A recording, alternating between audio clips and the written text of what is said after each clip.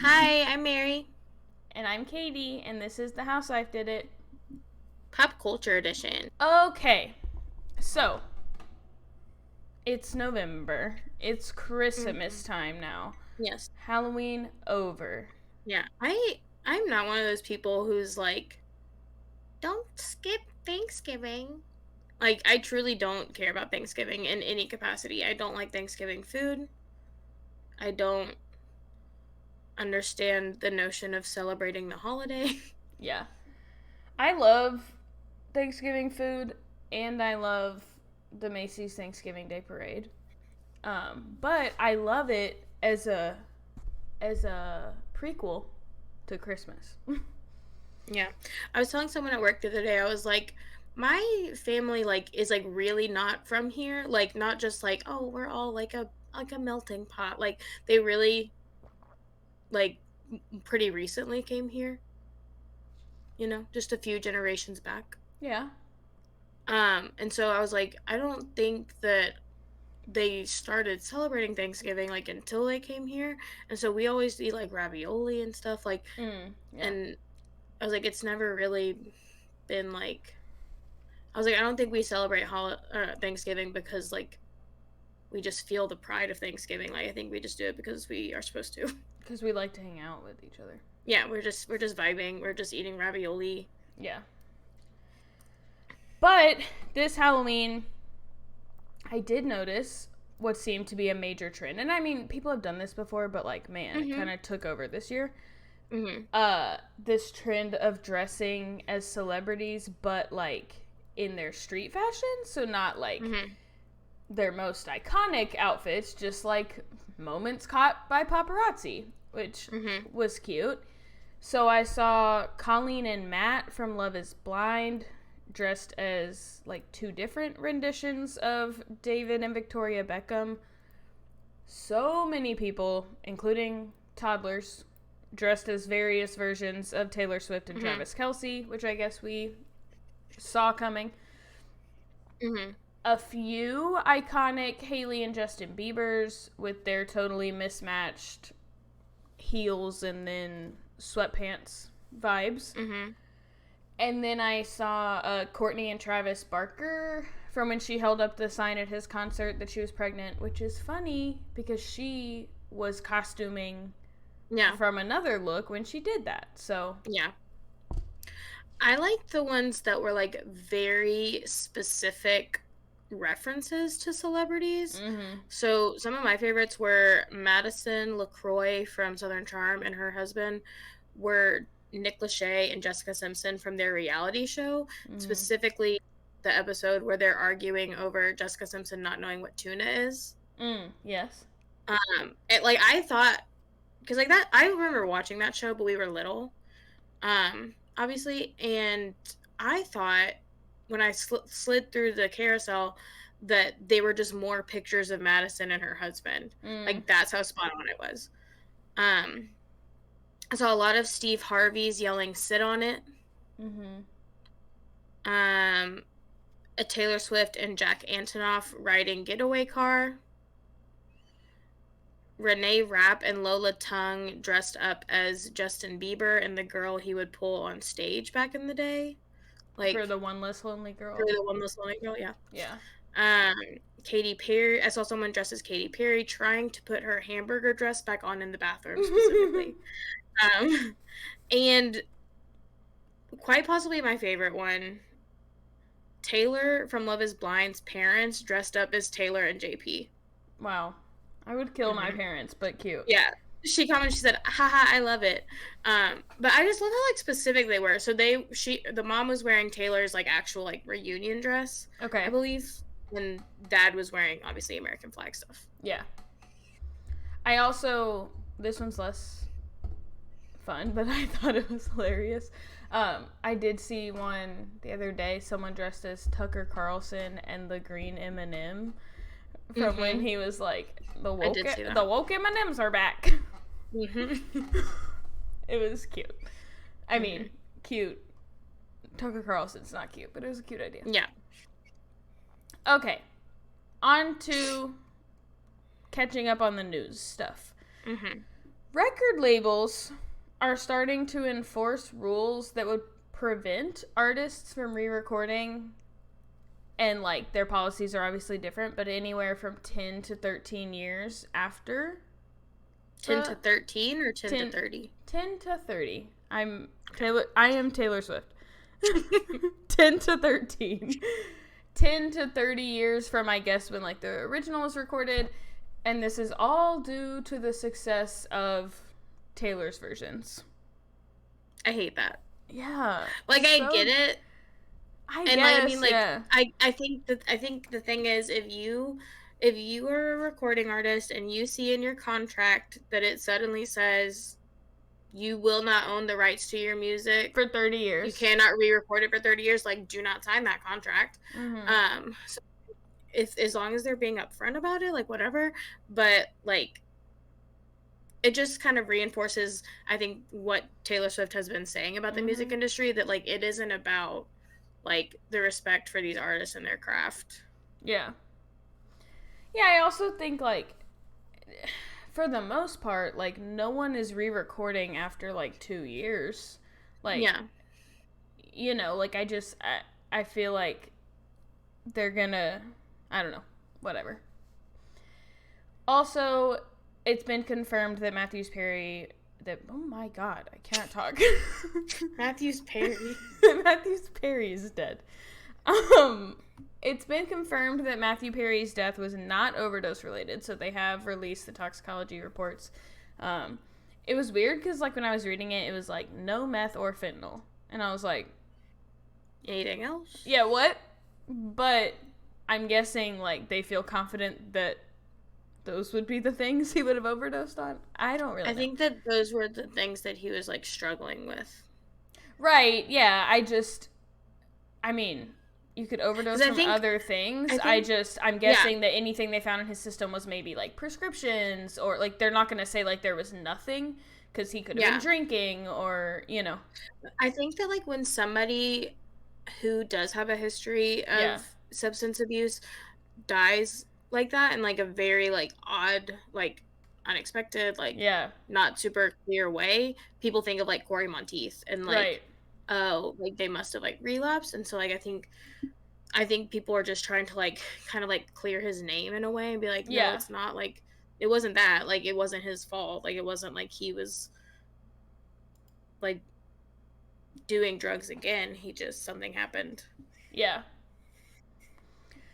Also, I'm guessing that the rumor that Leah McSweeney could possibly join the next season of Roni is not true, since she was one of the very few housewives to be quoted in this Vanity Fair article that has come out about Bethany's reality reckoning. Like on, like pro Bethany? Yeah, it's like Bethany's article, essentially. Jeez. So in the article, I hate reality reckoning. I know. In the article, many housewives have stated that the network should answer for the ways that it broke them down. There were a lot of housewives, I guess, included, but only 3 were quoted, like, were not anonymous. And that was Leah, Bethany, and Ebony, who is also a former New York housewife. So, they point out the way that alcohol is the center of many Bravo shows, including on Watch What Happens Live, when there's, like, drinking games and the shot ski and things, which I just think is rich, coming from Bethany, who made her name on Bravo by selling alcohol.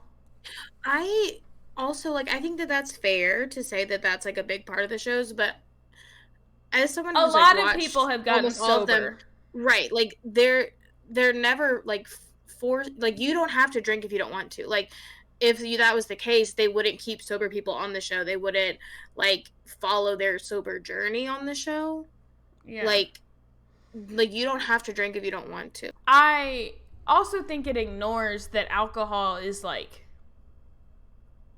normalized and, like, the center of, like, society. Like, this is not, like, new to Bravo.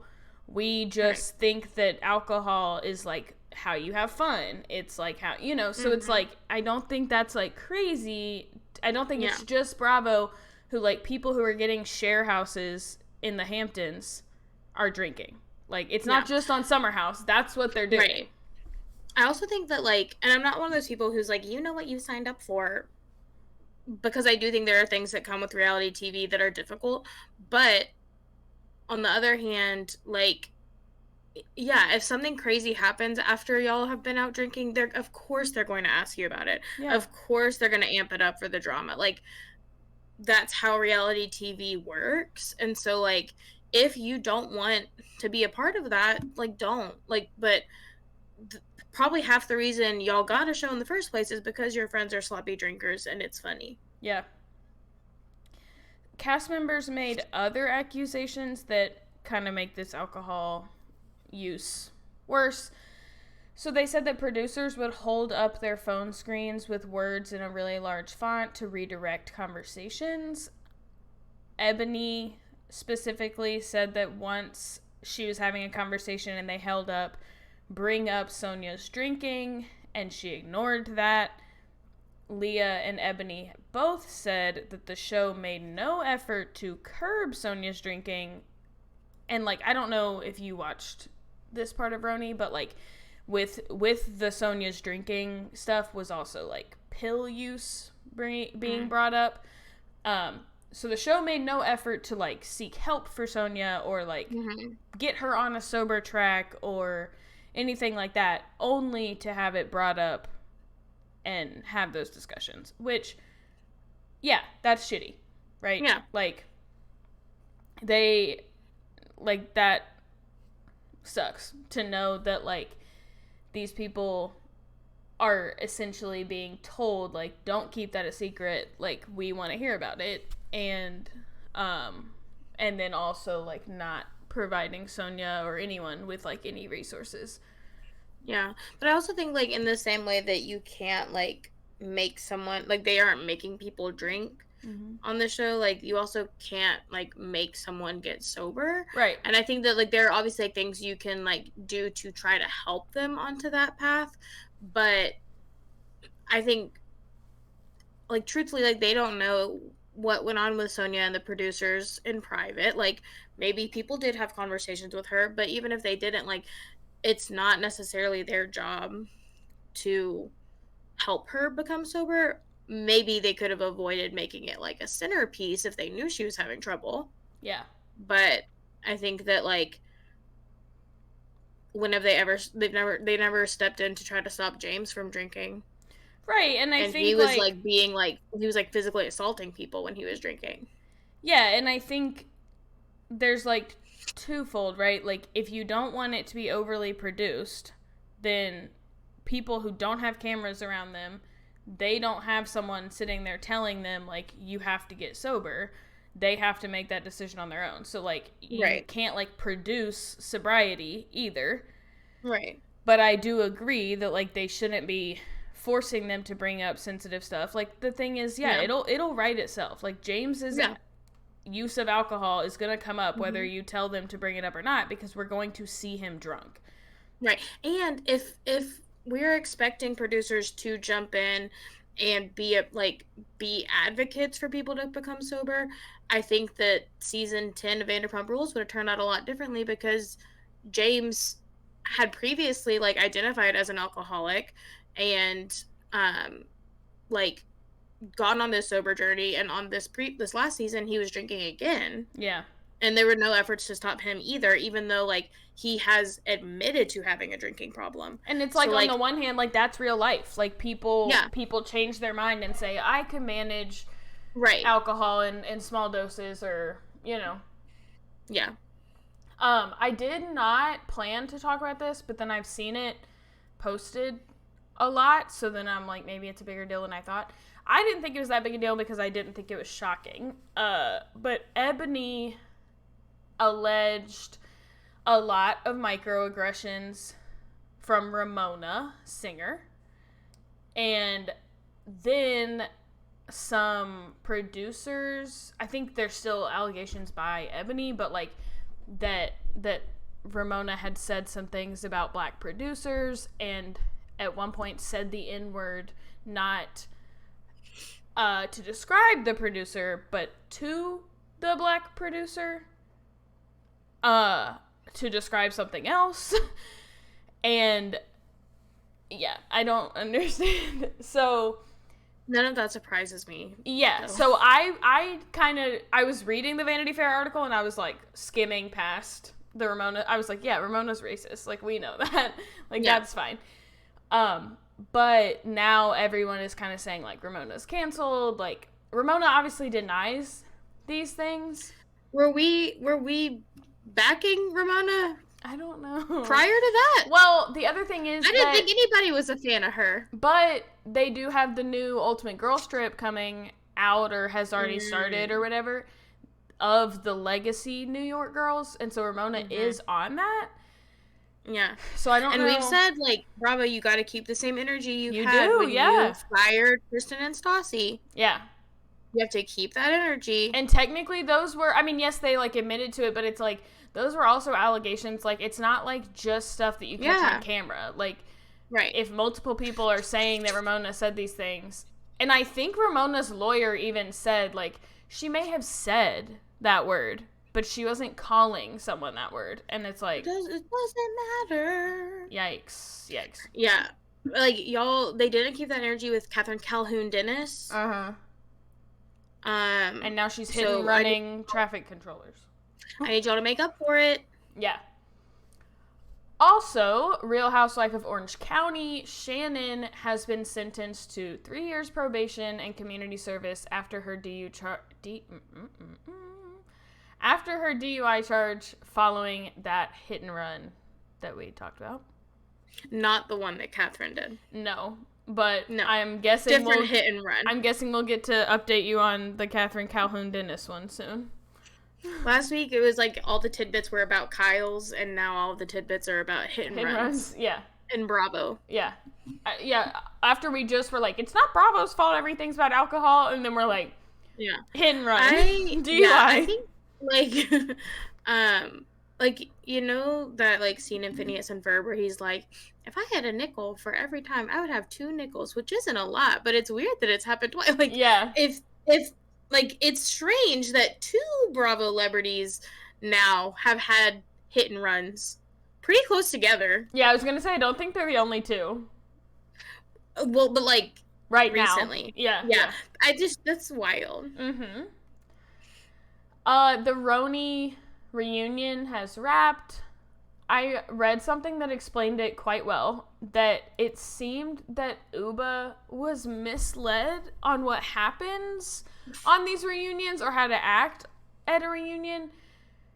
Was she misled, or she just, like, came up with an idea of how she was supposed to act? I don't know. Did someone tell her to act like this? I don't know, but it just seems that way, that, like, reunions, she does not know what she's doing. Yeah, reunions have drama, but they also are these, like, kind of cathartic experiences where, like, you move on. And Uba, nope. Her throwing an accusation that no one wanted Jenna on the show ended on nothing. It ended up being nothing. That they just were worried she wouldn't fit in. She seemed to just throw these weird comments out even at, like, heartfelt moments, which was just strange. So I don't understand. That was weird. Yeah. It was, like, very weird to watch her. So I think that makes a lot of sense that she just, like, maybe didn't know how to act. And I think especially when we see, like, how things played out by the end of part 2. Yeah. Like, it seems like she kind of got with the program and was like, oh, wait, maybe I'm being a bitch for no reason. Yeah. But it was, like, it was just weird because, like, things would just, like, fall out of her mouth at the weirdest times. Like, it was odd. Yeah. Then her reaction to Jenna, so they discussed this scene where apparently Uba goes to Jenna's house early in the season, but Jenna didn't tell her cameras were going to be there. So she wasn't, like, ready. I do think that's a little strange. You're having a get-together with all of the ladies that just got signed on for a reality show. and Yeah. you're shocked that there's cameras there, and they've all said they weren't friends with Jenna before. Yeah. So, like, why else are you going to Jenna's house if there aren't going to be Right. cameras? But whatever. But Jenna, in her confessional, said, I saw the Uba hot side of Uba.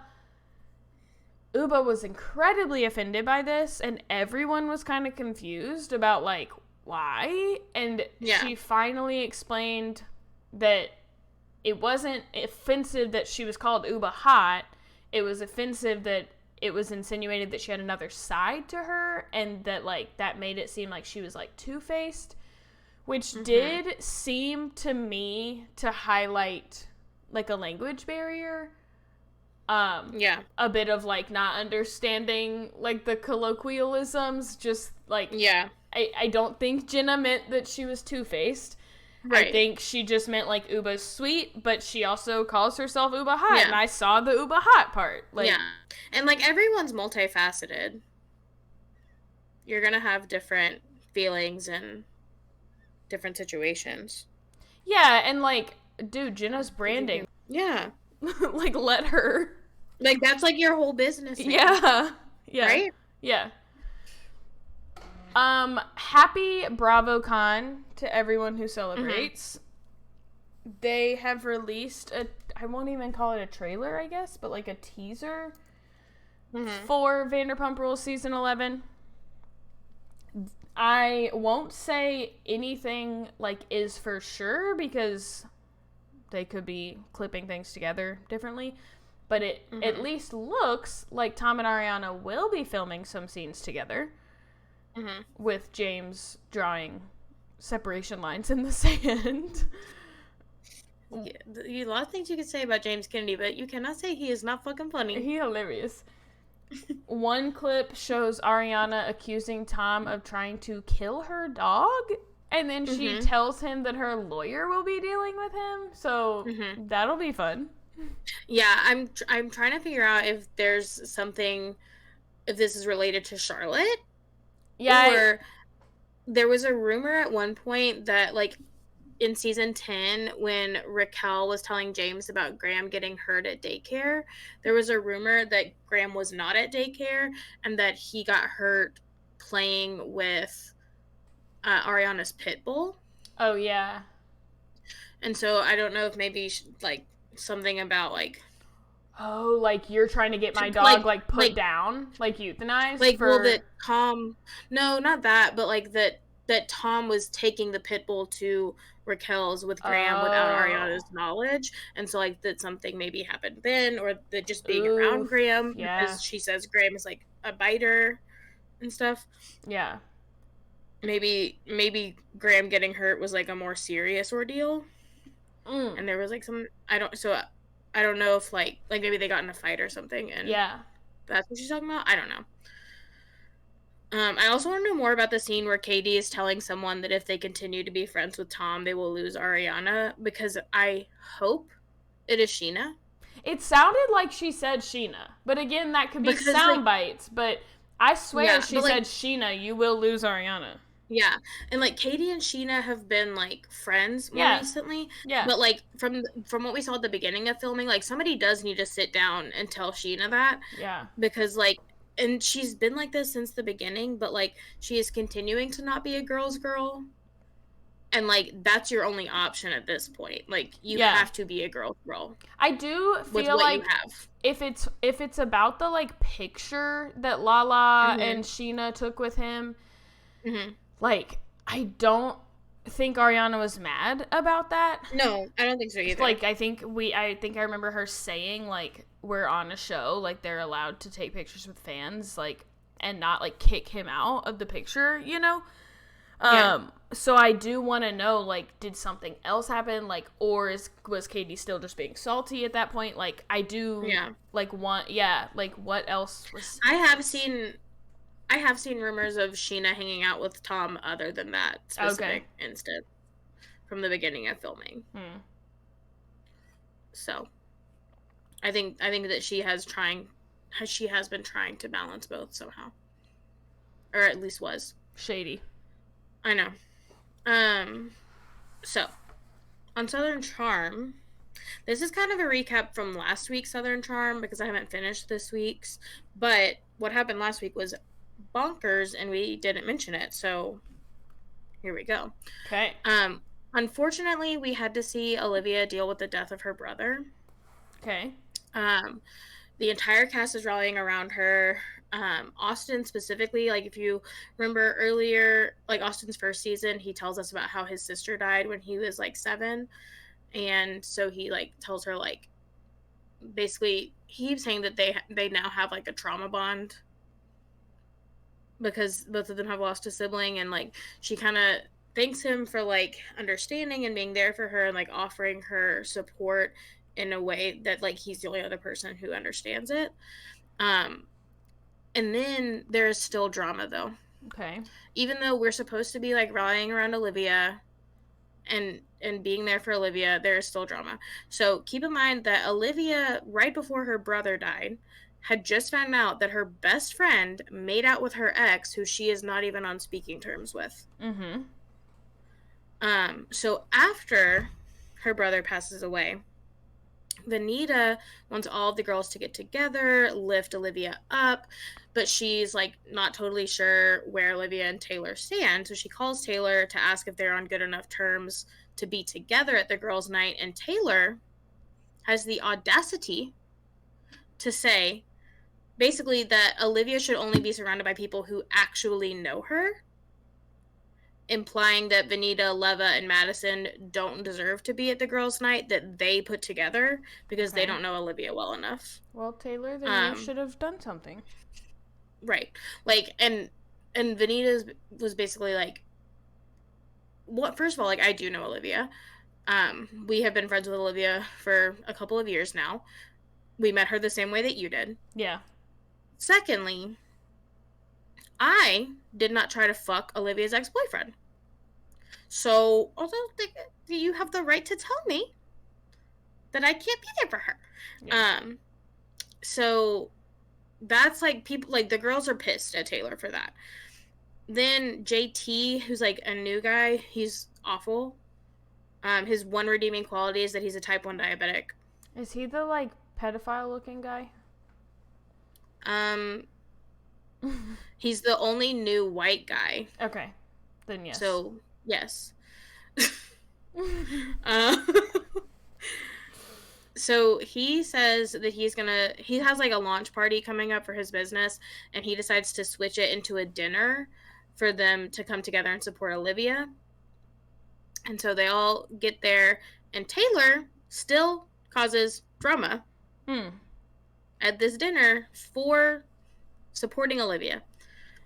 So Madison, who, let me just be very clear, I fucking love Madison. I know that she has never been a popular person on this show, but I live for her. She's like the Southern Stassi. Good. For me. Like, just, like, shit stirrer, bad bitch alert. Like, I love her. So she's going around at this party. Again, probably not the right place because it's for Olivia. But she's going around at this dinner and telling everyone that she heard from Whitney and Patricia that Taylor sent nudes to Whitney. So everyone is asking Taylor... Why do people be doing this? Why Whitney? Yo, I don't fucking Whitney get it. is so gross. He's gross. Like, he's ugly, but also, like, he is just a terrible person. Like, I know he's got money, but, like... Y'all. So she explains herself. Don't worry. She gives us a reason. So they're all, like, sitting around the table, eating, and they're like, Madison, did you really... Or not Madison. Taylor, did you really send nudes to Whitney? And Taylor's, like, beating around the bush, and then Craig is like, yes, she did. I saw them. Good for you, Craig. And Taylor says, okay, yeah, I did. But they were completely dark, so you couldn't see anything. And she only did it to get back at Shep. To which I say, first of all, get back at him with someone fucking else. Yeah. What? And secondly, sending unsolicited nudes is not the way to get back at your ex. No. Also, nudes where they can't see anything? Well, Doesn't seem like a good strategy of revenge. that part's probably not true Yeah. because then Madison shoots back that she also saw them and that she saw every part of Taylor in them. Which is kind of where the episode ends at that Okay. point. Um, but so like it was like really funny. So like Madison was telling Craig and Paige about the nudes, and they're like, "Oh my god!" And Craig was like, "Oh, I've seen them," and Paige was like, "What?" And he was like, Whitney showed me, and she was like, and you didn't tell me that? And he was like, I guess I forgot. And she was like, Craig, this is the most interesting thing that has ever happened. Why did you not fucking like? She wasn't mad that he saw Yeah. Taylor's nudes. She was mad that she didn't get the gossip. Yeah. Which is like so Paige. Yeah. Um, also in Southern Charm, JT, the new guy that is white, um, this is a white diabetic. This is the only description I have of him. There's nothing else. He very clearly has a crush on Taylor Ann, as he calls her. Marjorie Taylor. He tells literally anyone who will listen to him that Shep is stupid to throw her away. Austin is stupid because she clearly likes him and he won't go for her.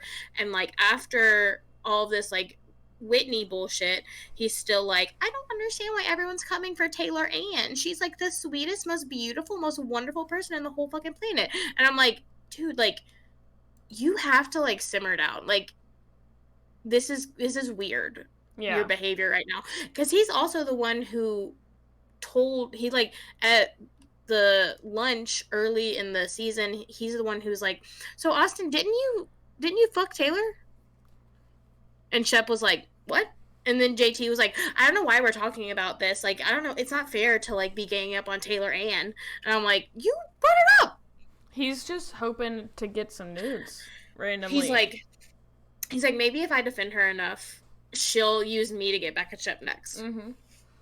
And then I'll have a storyline and someone's nudes. Yeah.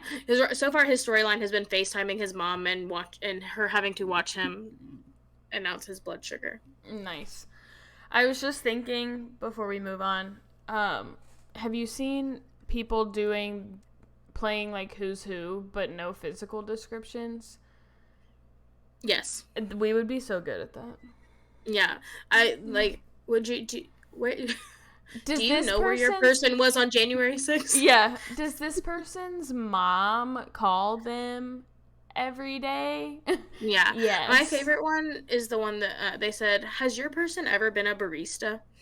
Yeah. And they put down everyone that didn't have colored hair. Yeah, yeah. All right. On to Lindsay Hubbard giving us more. Always more. Thank you, Lindsay. Yeah. Thank you. Before we get into this, did you see Captain Jason from Below Deck Down Under said that he ships himself with Lindsay? No. I look, girl. If you don't go for that fucking bag, you're out of your damn mind. Like, he's so cute. Count on that shit. Yeah. He's so cute. He has a daughter, which I think, like, Lindsay would be so great. Yeah, I think she would love that. And, like, and I think that also, like, having a young daughter, like, they would love to, like, she would love to have, like, his second baby. Yeah. And, like, turn his daughter into a big sister. Like, girl, come on. Like, if he's so serious, like, get on it quick. Yeah. So, Lindsay says, not only did Carl blow up her entire life with the blindsiding breakup, but also that the way he handled everything was an absolute betrayal. In the last 2 weeks of summer, she says that Carl had become increasingly combative and aggressive. I need a definition from her on aggressive. Yeah, I need to know what that looks like. Yeah. She says that it would have been one thing if the breakup had happened on camera during the summer, but that it happened after filming had wrapped and cameras were called back in was what made it so humiliating, which is fair. Yeah. That's what gets me too. Like we talked about last week, like what Kyle said on Watch What Happens Live about like that Carl didn't know where the conversation was going to end up, and it just kind of happened to unintentionally end in a breakup. And I was like, oh, that makes sense. But then that still doesn't explain why he insisted on having that conversation on camera. Right. Like And like, he's like, hey guys, you should catch this. We're just gonna sit down and talk about our problems. right. And I think like historically speaking, like I don't like Lindsay and I like Carl. And so Yes. it's been like weird to me how quickly I flipped. Yes. But Same. it was that fact. It was the Right. fact it like if they were not intending to break up, then what in the fuck? So you want Right. cameras to come sit and watch you just talk about your relationship, but then next season we're still going to pick up and show that you got married? Like Right. I don't get what would be the point. So like it seems to me if you called cameras in, you knew this was going to be a Scandival level. We've not called cameras back in normally. Like that's not like a No. normal thing we do. So it That's comes like across bachelor breakup right. style. It comes across to me that you knew like this could be Scandival level. This is gonna be so big that people are gonna want a post finale Mm-hmm. thing.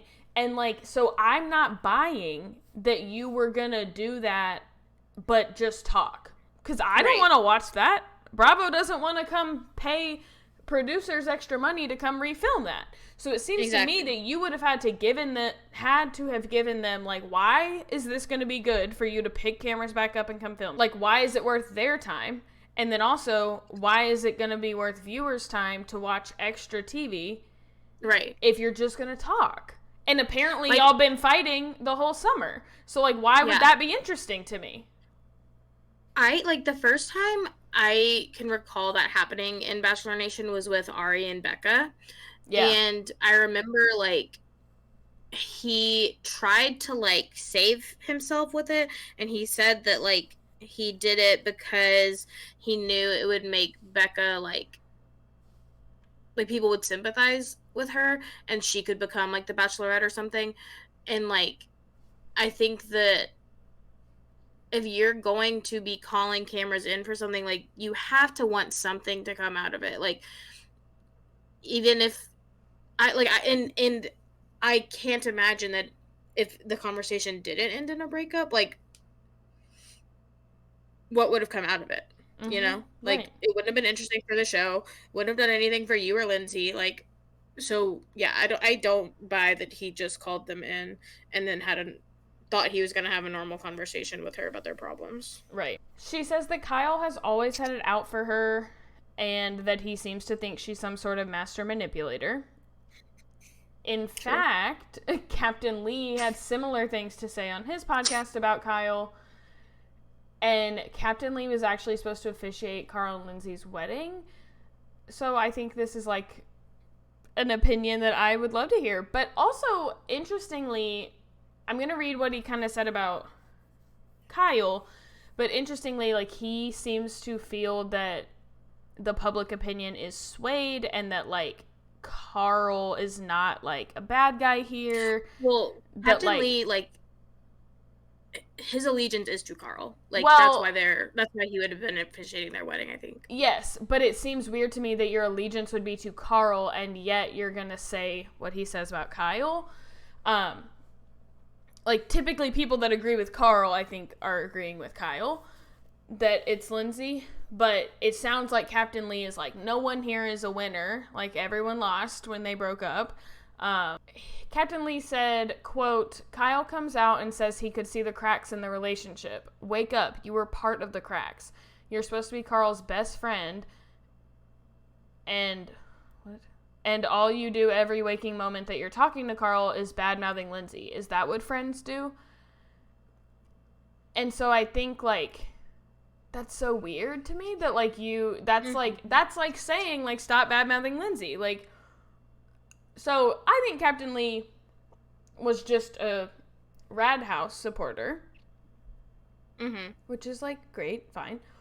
And everything he says about Kyle is true. Kyle needs to skedaddle out of this. Kyle needs therapy. Yeah. Lindsay. Like, something that has, like, stuck with me is Allie on the Vanderpump reunion saying, I think all men should go to therapy. And I, like, every time I hear about a man doing something that I'm like, yeah, you need therapy. Yeah. Like, simply for existing as a man. Like, you need to get on to therapy. It's true. Being a man is so hard. It's the worst. Lindsay did say that she sold her ring, saying that she had money to make up for from her canceled wedding. She is also still living in the apartment that they used to share. She said she put way too much work and time and energy and money into making that apartment a home, and so she's gonna stay there. I did see that at BravoCon now she has said, like, I do not speak to Carl except when I occasionally have to let him into the apartment to get something. She does also say that thank God she froze her eggs, which yes, good for her, girl. Yes. I think this was at BravoCon where somebody asked her about a rumor about her becoming a Real Housewife of New York. Have you heard that? Mm-mm. I don't remember what she said, but I think that would be like fun, like a fun like crossover, because like they do live in New York and they film at different times. So I think that would be cool if like maybe she needs to not be on Summer House anymore. Yeah. After this, like let Carl have Summer House and she can be a Real Housewife. Yeah. I think she'd be fun on there. I think so too. I think she would fit in really well with a lot of those women. Yeah. All right, on to Bachelor Nation stuff. It was so good to see. Tanner absolutely shitted on Kat. The morning after his date with Davia, he tells Kat that he wants someone different from her as his wife. I wasn't really following. He wasn't specific about what, but just not you. It's not you, hun. But don't worry. Kat didn't want to be with him anyway, and good God, spread the news that Tanner did not dump Kat. No one can believe that Tanner dumped Kat. Then Genevieve comes down, and her and Blake are going on a date. I must say, like, they just, like, don't seem like a good match to me at first. It felt, like, really manufactured, like, because that was just the next stage in the plot, was for Blake to explore other options, because him and Jess had just talked about exploring other options, and then, boom, someone comes in and asks him on a date, so it just felt very, like, produced, I guess. I will say later on in the date, they were kind of cute. I was kind of feeling it a little. I'm not sold, but yeah, not bad. They looked like they were having fun. Yeah. Also, I thought it was very strange that when Jess was talking to Tyler, she said, like, the worst part was seeing Blake talking to someone else and going on a date made her realize what his type is and, like, what he's looking for, which I thought was, like, a weird concern to have. Yeah. I also think that that's kind of unfair because, like, in Blake's, like, track record, he's dated a lot. Like, Claire and Tayshia, not similar. Yeah. Katie doesn't look like either of them. Jess, different from all three. And then Genevieve, I think, like, the best we could compare her to is Tayshia. I guess. But, like, even then, like, they don't look alike. Yeah, but it's They're also built very differently. Like, I don't think that he necessarily has a type or has shown what his type is. I think y'all broke up. Like, you were there, Jess. Well, I also think, to your point, like, you've been able to watch him. So, like, why, as a viewer, you've been able to watch Blake. So why are you saying, like, it's just so hard to see what his type is? Like, you've been seed. You've been watching. Like, this is not, like... He been engaged before. He's been on our TVs for a while now. So, like, pretending that we've never watched Blake date anyone is, like, not true. I just thought it was weird. Like that. Is she just concerned that Genevieve looks different from her? Does she mean, like, because maybe she knows Genevieve, so is she saying, like, we're just fair? You know how people on Bachelor always say, like, if he's into Well, her, if he likes her, then he's not in. So I didn't know if it was that she's like, Genevieve's just so different than me, so he wouldn't like me if he likes her personality or whatever. And also, that just, like, doesn't seem like the part that sucks the most when you watch a guy you like go on a date. Like, not that he's gonna like someone else, not that he's gonna kiss someone else. It's that now you've seen him with someone who doesn't look like you. Like, just seems weird to me. Yeah. Also, not Becca coming in and telling John Henry that because her brother fishes, she understands what it's like for him to be an underwater welder. And he literally said, oh. He's like, what? Not the same. It is not the same. Not even I fish. Yeah. My brother fishes. I did think it was cute. I don't know, man. I think we might have different opinions coming up on this, but I thought it was cute that Brayden chatted with Rachel before going on the date. And I thought it was especially cute because Rachel did not seem like she expected him to. Like, she literally said to him, like, you did not have to pull me. Like, it's all good. Go on. Like, she really seemed like she did not expect him to pull her. She says, you didn't have to do that. Like, please go ahead, have fun. Like, she's so chill. Okay? But then she is super upset. And she's like, I'm so dumb for, like, letting my guard down with this guy. Like, whatever. And I'm confused. Like, I'm like, wait, what happened here? But I think she was trying so hard to be the cool girl and to just not care. But it did shock me a little bit because people had been saying, like, Brayden's going to go all in on Rachel, but Rachel is going to take her time. Rachel's going to be cautious. Rachel's not going to go all in on him. Like, she's going to be slower. So then now when she is that upset that he went on a date, I was like, what is going on? Like, I really did not see that coming, I'm not going to lie. Mm-hmm. I also didn't really think she had much to worry about because I did not at all see it coming that Brayden was going to like Becca more than Rachel. Yeah. Do you think he liked her more? He said, this blew my last date out of the water. Yeah, my heart was, like, breaking for Rachel because I think that they are, like, pretty obviously, like, soulmates. So yeah. I don't know, like, what is going on there. And I also think, like, even, like Avon was, like, they came back from their last date. There's the happiest I've ever seen anybody be on Paradise. And, like, what the hell is going on now? Yeah, I mean, it made me sad for her. And, like, I want to see Brayden and Rachel end up together. And yeah, it did kind of bug me when he said, like, my last date I thought couldn't get any better, but today, like, blew that one out of the water. So, like, it does seem like he's fully kind of gonna move on to Becca, which sucks, because Becca is annoying. Yeah. Like, what is going on? But I also was just, like, a little bugged by Rachel, and Billy was confused because he was like, Brayden's being shitty to her, right? And I was like, no. Like, I don't think Brayden did anything wrong. Like, yeah. Unfortunately, she said, go ahead. And she said it, like, not like Kat did, where Kat was like, if you have to go, go. She said, like, seriously, go on ahead.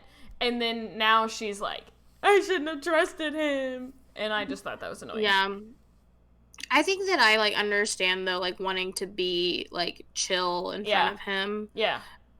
And then, like, but not in private. Especially, like, I think because Brayden is younger than her. Yeah. I think that, and because they, like, just kind of, like, recently connected. Yeah. I get it. I do think that, like, I wish she had said something to him because I feel like with where they were after their date, I feel like he may have said, like, you know what, never mind. If she had said, like, I really would rather you not go. Yeah, and I do think it gets different, like, they all act different on the beach. Once you've given someone your rose, you owe them some sort of allegiance, but it doesn't seem that they feel that way just once you've gone on one date. So I think Rachel was probably like, we're in this weird limbo where, like, we did have such an incredible date that it could be enough for me to tell him not to go, but also we haven't done a single rose ceremony since then. She gave him a rose before that. But not before their date, right? The Or rose not, or ceremony not before their after date. their, yeah, but they haven't done Yeah. anything since their date. So it's not like they've said, Yeah. like, now we're together, you know. Yeah. But anyway, the main focus of the episode, and I guess probably the season, is Kat sucking the life out of me. I hate her so much. In fact, I'm so sad that Charity is her friend. That just really bugs me. I was thinking that. I was like, Charity is like so sweet, and Kat is such a bitch. Like, and I think Yo. the first evidence we saw of it was her being a bitch to Charity Yeah. on Zach's season, and like not even like like secretly a bitch. Like she is like adamantly and openly a bitch. Yeah.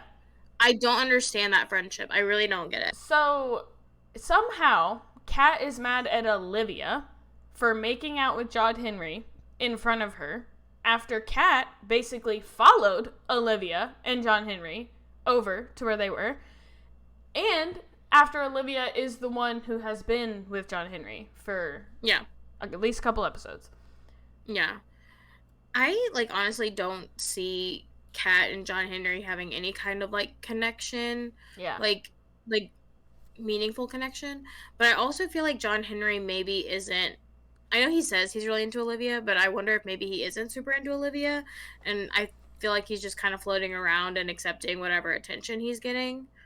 Um and it was weird because I like we watched him being like, "You're my number one, like I'm really into you," but then also like I think he was trying not to have to kiss her. He was like, "Oh, do you have lip plumper on? I don't want my lips to burn." Like, I thought he was super into that kiss. I thought he was like, because then when she said it might be lip plumper, he was just like, I'm gonna do it anyway. I don't know. I think It they're seemed cute. cute. I just Yeah. can't. I think also though that he is very like kind of difficult to read. Yeah.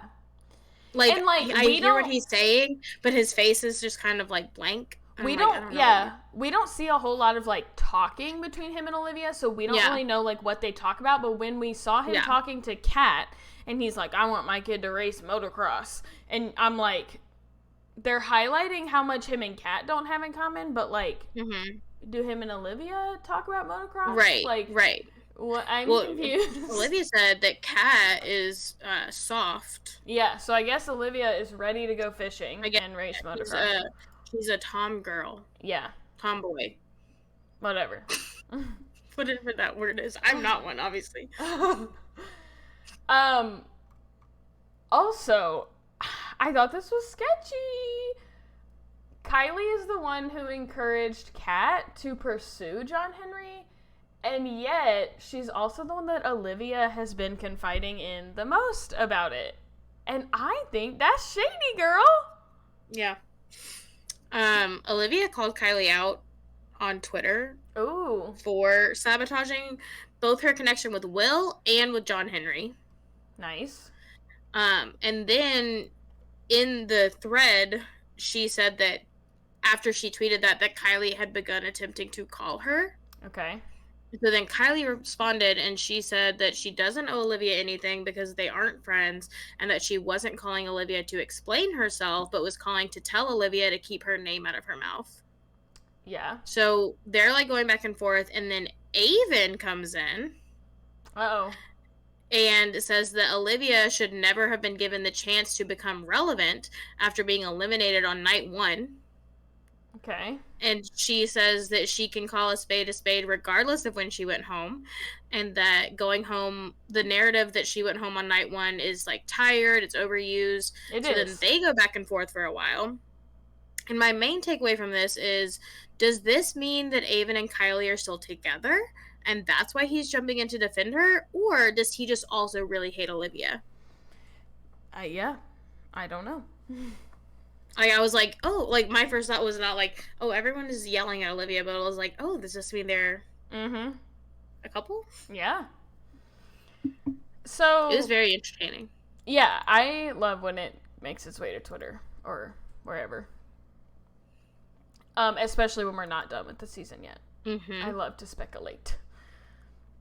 But Kat is not done starting shit. So she tells Eliza, who, keep in mind, like, she's not really friends with, Mm-hmm. that Charity had warned her about Aaron B. And then she says, have you heard that thing about his ex-girlfriend? And that's what she leaves Eliza with. Eliza eventually pulls Aaron to talk about this, and he gives some really sketchy explanation involving multiple women who he has named my ex and the girl, and a long list of various months. Honestly, the red flag in this situation wasn't really what Kat told her or what Charity may or may not have said. It was that conversation and the timeline that he attempted to construct. She had not Mm-hmm. even said what the rumor was. She just said, I heard Charity was warning people about you. And he's like, so here's the thing. August and January and my girl and my ex and this girl. And Eliza's like, you haven't even told me what's being said about you. Like, that is so crazy. Yeah. And then in what certainly feels like another highly produced moment, Charity comes straight down the beach right then. Her and Eliza go and talk, and yet again, we're going to have to wait until next week to actually find out. So this is 2 weeks in a row where the teaser is, what does Charity have on Aaron? Mm-hmm. What we do know is that Aaron's ex had reached out to Charity and said that he wasn't there for the right reasons. And we also know that Aaron's life has been ruined. Yeah. I think it's great that Eliza knows this now, but I think once again we can see what kind of person Kat is by the fact that she didn't bring this up until she had nothing to fucking do on the beach. And then she literally says to Aaron, like, okay, I don't owe you anything. Eliza's my girl, so I had to tell her. Eliza said, you're not her girl. Said you're not friends. Yeah. Olivia she said, said, I don't even fucking know this girl.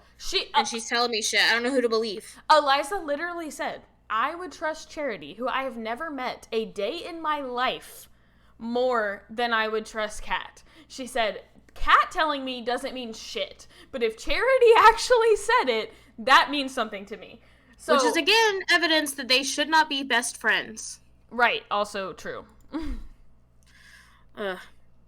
Before we jump into what happened on Golden Bachelor this week, there has been a rumor circulating online that Gerry cheated on his first wife, Tony, once she became ill. Uh-oh. But from what I've seen, I think people are working really hard to disprove this. Like, I think people are pissed at the rumor going around, like, that it's not true. Mm. So hopefully it's not. But I'm here to bring you the tea. So yeah, that's it. Also, Gerry is apparently Sugar Granddaddy Ken because he is promising everyone that he is going to marry their grandma. Yikes. And I had said I didn't see him telling any of the women he was in love with them, but I think this somehow is worse. Yeah, those poor grandbabies. He also talks about, like, how all of them look at him, like, when they ask, like, what do you love about my mom? He's like, oh, the way she looks at me. Like, for every single one of them. That's kind of shady, Gerry. I know. This is the only shady thing. We've gotten this far, and this is the only shady thing Gerry's done. But still, at Teresa's hometown, he hits it off with her grandsons, but he tells her daughter that he doesn't know if he's ready to say he's in love with her at this stage, and his daughter, like, really doesn't seem happy about this. Yeah. Like, she looks, like, annoyed. She admits that it's strange to see her mom date someone who isn't her dad, but that she is the one who encouraged her mom to go on the show. And she tells her mom that she is, like, so happy for her. And she was like, I can really see him being a part of our family. But she looks incredibly uncomfortable the entire time. The daughter? Yeah. And so I don't know if she had the conversation. The way it was aired was the conversation with Gerry and then the conversation with Teresa that the daughter had. But I don't know if that's actually how it happened. So I don't know if she looked uncomfortable because her mom just brought a man home for the first time in her life. Yeah. Or because her mom is saying how she's in love and Gerry just said he isn't yet. Yeah. Teresa's sisters are very sure that she's in love, and they tell Gerry this. And he gets teary-eyed and says it's big to hear that from sisters because they know her best. Teresa also tells her sisters that she's a little insecure because she is the oldest woman left, because she is in her 70s and the other women are in their 60s, and they say that they don't think that will be an issue. Then in an interview, Gerry says that he is in love with Teresa and can see her being the one who completes him. He just doesn't say this to her. Which is, hey, how this show is supposed to go. It is.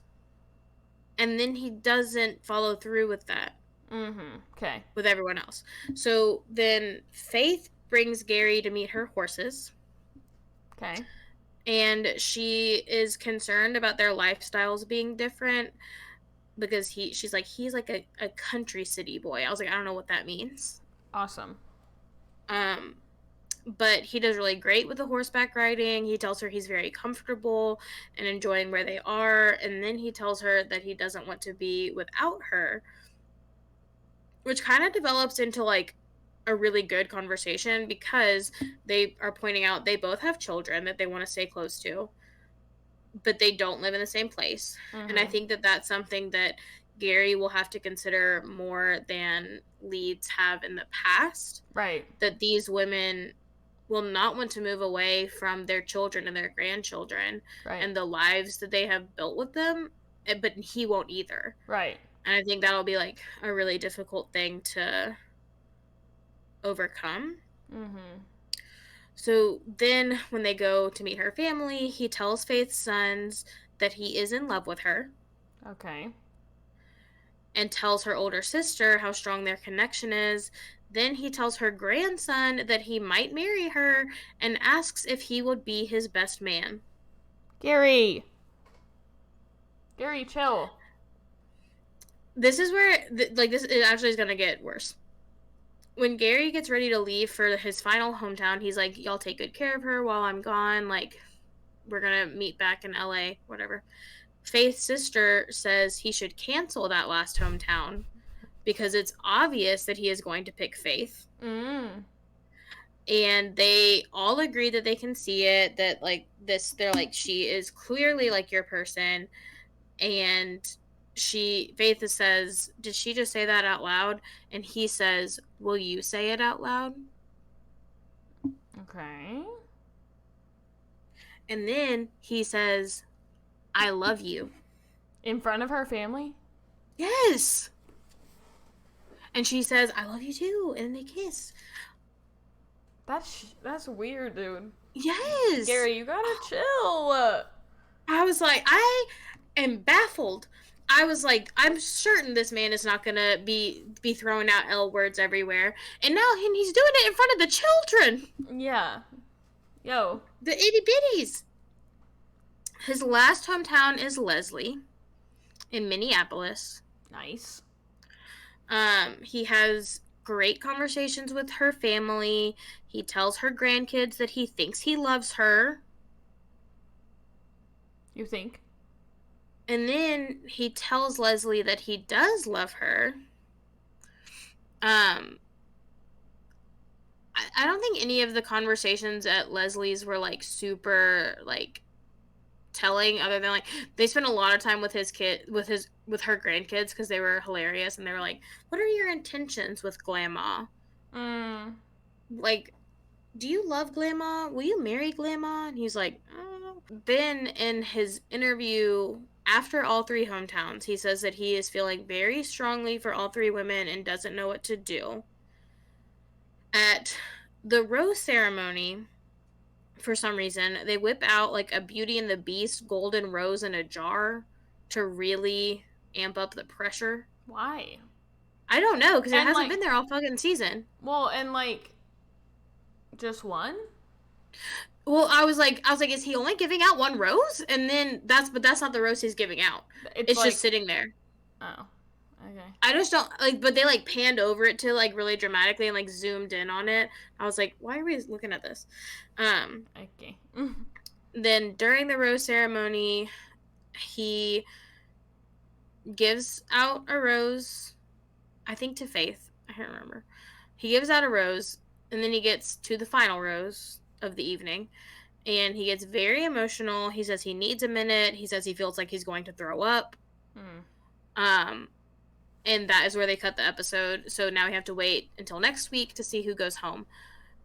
Before this episode, I would have said that Teresa was his strongest connection, but now I'm thinking that she's the one who's going home. She is the only one that he did not tell her or her family explicitly that he loves her or is in love with her. He did say it in the interview, but he didn't say it to any of the people who it really mattered. Right, You know? right. Yeah. So I do have a feeling that she's going home. I also I personally think that Faith and Leslie look a lot alike. They do. And so I wonder if that's more his type, or I don't know. And they're the two that are younger. I think that they just have a lot in common, and so maybe because they do seem kind of similar, maybe he is having trouble deciding between them. Yeah. Because he sees a future with both of them, but I think that there's a reason that he didn't explicitly say that to Teresa, and he did to them. Yeah. Also, it was so cute. Leslie's family kept calling him a mensch. And she's Jewish. Okay. And she said that a mensch is just a really good person. Cute. And so she said it to him before they met her family. She was like, I just want you to know this is what you're a really good person, you're a mensch, blah, blah, blah. This is what that means. And then he sat down with her brother, and her brother said, from one mensch to another, or I can tell you're a mensch. And I was like, oh, everyone thinks it. Cute. All of the families really liked him. Yeah. I think it's hard not to. That's cute. But yeah, we don't know what happened yet. Yeah. We'll see. All right. On to Big Brother, which we're also closing in to the finale of. Mm-hmm. My favorite part of Big Brother is always when we get to see the jury house. Mm-hmm. Obviously, Corey and America are happy to be reunited. America is still very salty, saying that she hopes for Cirie or Felicia to win. She is my least favorite kind of juror. Yeah. Ugh. Yeah. She also seems to still believe that Bowie put her up because she didn't realize she would go home. She's talking about, I told her if she put me up next to Felicia, I would go. She's like, I told her if she put me next to Felicia, I would be the one going home. She just... Basically that, Bowie's just stupid. That Bowie just didn't realize that's how it would work. And Cameron has to tell her, no, I think she knew. I think you were the plan the whole time. She wouldn't have put you up if she didn't want you to go. Yeah. She and Corey dressed as a baby and a cradle robber for Halloween. Mm-hmm. Inside of the jury house, which makes me wonder, did they reach out to production, each of them, and say this is what we want to be for Halloween, or did production go get costumes and bring it to them and say this is what you're being for Halloween? Yeah, at first I thought, oh, I bet they brought costumes in case they were in the house by Halloween. And then I was like, nope, because she wouldn't have known that she would be a cradle robber. Or did she? Oof. Suspicious. It seems that Felicia is digging her own grave back at the house. She tells Matt that Jag and Bowie are insulting him. This is clearly not what Jag was doing. She's referring to Jag saying, I ran cross country, I ran track, I played soccer. Oh, and I'm an Olympian. He was not referencing Matt. I think that was so silly. But she tells Matt that they're insulting him, and she says, aren't you listening? Aren't you paying attention to them? And Matt tells her, I can't hear them. And I truly do think that in this moment, Felicia didn't realize or remember that she was saying this to a deaf person. So I don't think the "Are you listening" was like super intentional. But then Mm-hmm. she says to Matt, "Well, we're listening for you. We're listening. We heard it." Yeah. Good for Matt, first of all, because I think regardless of if that's what she meant, I think that's been his problem all season is Right. that everyone in the house seems to be forgetting that he is a deaf person. Mm-hmm. And they're like, so, like we saw like Jared kind of try to take advantage of that and say like, well, you just misunderstood. We've heard how annoyed Matt is getting with the whispers, like, and so like good for him that he finally was like, no, I can't fucking hear. Like, I don't know what people are saying behind my back because I cannot hear them. Yeah. Like, good for him for standing up for himself. But like, I think that that is like part of the problem is that yeah, she may have forgotten, but like that's a problem in and of itself. Is Right. that like Right. you're not being sensitive enough to keep in mind that you are talking to a deaf person and that it would be offensive to say that they're not listening well enough and that you Yeah. have to do it for them and so that what he just has to trust whatever you say because he can't hear. Yeah. That's not fair to him in this game. Yeah. That's not how it works. Yeah. And it does seem that he's kind of upset and like possibly questioning his alliance a little bit. Just like, did I miss something that Mm-hmm. that Jag said about me? But Jag, so cute. Jag's like, I know Matt. Like, I can tell something Mm-hmm. is wrong. So Jag asks Matt basically what's going on. Matt explains the situation. Um, that he got upset that Felicia would try to pit him and Jag against each other on like a personal level, that he would try Mm-hmm. to like that she would try to say that Jag would like be personally insulting to Matt, Mm-hmm. and B, that she was using his disability as like a strategy. Like you said, like, you're gonna have to trust me Right. to hear for you. I'll be your ears. So Matt says, I want her the fuck out. Mm-hmm. I also would have thought that Jag and Bowie would want her the fuck out at this point because she is throwing them under the bus and really could have fucked their games if Matt had believed her. Yeah. But alas, Jag convinces Matt that they should vote out Suri.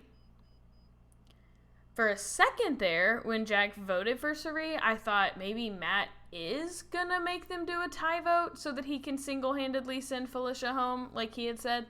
But nope. We get to see Jag say that because this became personal this week, if Matt truly wanted Felicia out, he would have done what Matt wanted.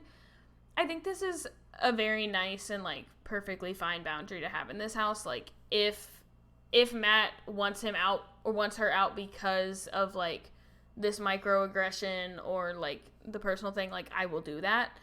Mm-hmm. But like, I know that it's like better for my game to not do that. Mm-hmm. But I just want to know, how cutthroat do you think Jag is willing to get with Matt? Like, he's obviously looking out for his own game at the expense of Matt's. Like, he acknowledges Suri would have been the better choice for Matt's game, but she's not for my game. So, do you think there is a world where Jag would not take Matt to the final two? I really don't know because on one hand, I feel like they really are close and like trying to be in this together. And I do see it kind of being like Derek and Cody, Right. where like they want like a powerful final two. They want their alliance to be the final two. But on the other hand, I don't think I would blame Jag if he does move forward kind of Yeah. fending for himself because that's kind of the nature of the game. And I think Jag's going to win regardless, but I think that he has a better chance winning against Bowie or Felicia than apparently not for America, but against Bowie or Felicia than against Matt because like Matt is like at this point the second best game player in the house. Sure.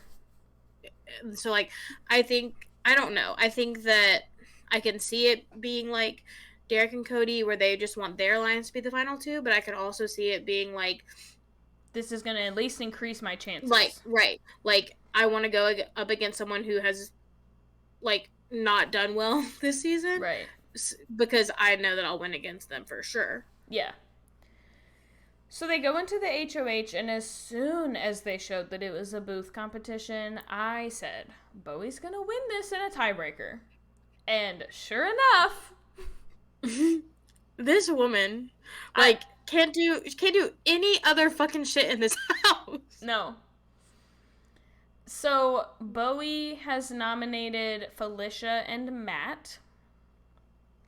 Mm-hmm. Some live feed updates are that Felicia is talking to the camera, saying that before coming to the house, she had seen in a dream from God that she would be going to the final two and she would be winning this game. So I guess that's the mustard seed faith that has been getting her here. Yeah. Felicia, be so fucking for real right now. You are not winning this game. Like, there is literally no way in hell.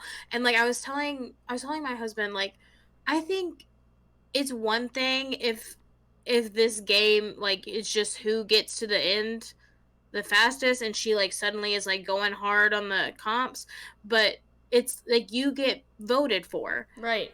And no one is going to vote for you up against people who like very thoroughly strategized, played strong social games, played strong physical games, played strong mental games. Like, they're not going to pick you. They're not going to pick the chicken tenders and the robe lady. Yeah. Yeah. It also seems from the live feeds that Bowie Jane is telling Matt and Jag all about her prior alliances, which, like, I guess at this point is fine. She tells them about the professors, For Real, and Legend 25. Jag wins the veto, and then someone will be going home on Sunday. Also, since we're going into finale week, and by the time we're back next week, this will all be over, here is a quick review of the current resumes. So, Bowie has not hit the block once and has won 3 HOHs. That's really not too bad if you think about it. It's a pretty good resume. I just don't believe that Bowie has formed very many solid connections in the house, like, throughout the season. So I agree. I think, like, she's very surface level and has, like, certainly been, like, floated to this point. I think, 1, she's a floater, and 2, she's only won the same competition every time in the same way. Yeah. That's not that impressive. Yeah.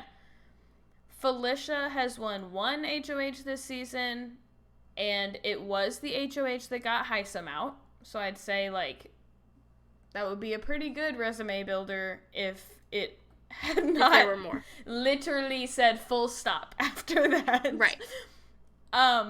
Jag has won the most amount of veto comps in a season and is tied with both Michael and Janelle for the most total comp wins in a season. So he's won 7 vetoes and 9 total comps, which is actually surprising to me. Michael who? Who's Michael Bruner from last season. Yeah. What he look like?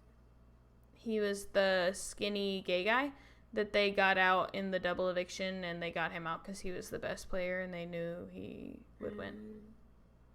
I see. So he's won 7 vetoes and 9 total comps, which was shocking to me to hear that he's only won 2 HOHs. I had to, like, play that back. And it was the invisible HOH and then the one right after. Jag has mostly gotten what he wanted with every move and every eviction, including being evicted once, but saved, which is often a mixed opinion on, like, whether that makes you better, like, that you've survived that, or if it makes your resume worse because you got a second chance that no one else got.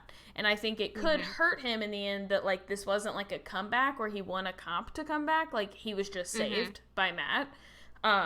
So I think, like, take that or leave it. Matt has just been nominated for the first time, so similar to Bowie, hadn't been nominated the whole season. First nomination was in the Final 4 on day 93. I say that's still pretty impressive. Somebody had to go up. He has won 5 total competitions, but two of them were not really like whatever. One was the invincibility comp that saved Jag, and one was the recent luxury comp.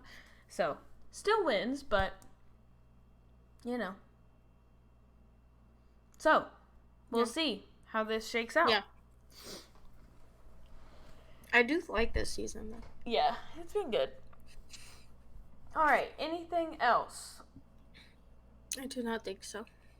All right. I think Mary should design some Be So Fucking For Real merch. Be so fucking for real. I like wrote that down in my notes, and then I was like editing last week's Sherry Papini episode, and I was like, I'm saying this a lot. Yeah. Because Sherry Papini do not be so fucking for real.